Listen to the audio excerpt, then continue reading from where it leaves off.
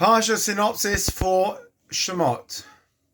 The children of Israel are multiplying in Egypt. They are threatened. They are threatening Pharaoh with their growing numbers.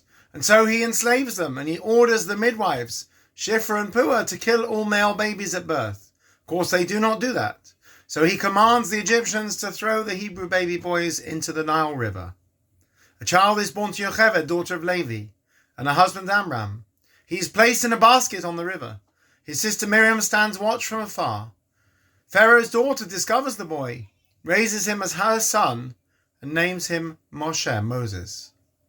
As a young man, he leaves the palace. He discovers the hardship of his brethren.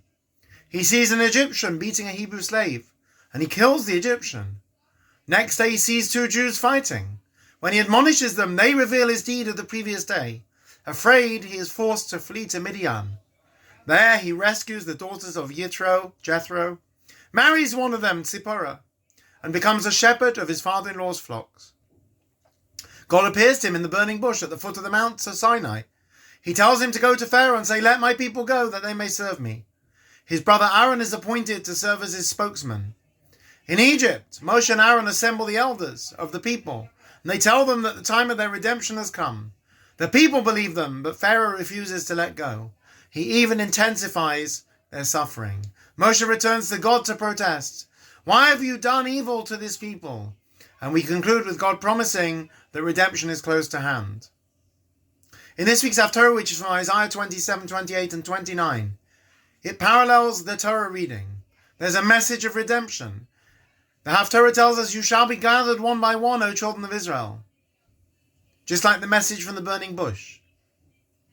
In the Haftarah, we find the prophecies concerning the future redemption, and at the same time admonishments of the Jews' drunken and godless behavior. He starts on a positive note. He says, "In the coming days, Jacob will take root. Israel will bud and blossom, filling the face of the earth."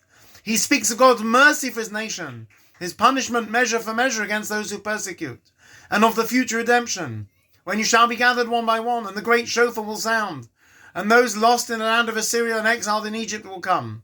But he then berates the drunkenness of the 10 tribes. He warns them of the punishment awaiting them. "With the feet they shall be trampled, the crown of the pride of the drunkards of Ephraim." The Haftarah, though, went on a positive note. Jacob will no longer be ashamed.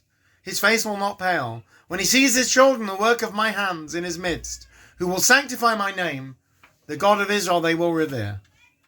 Amen.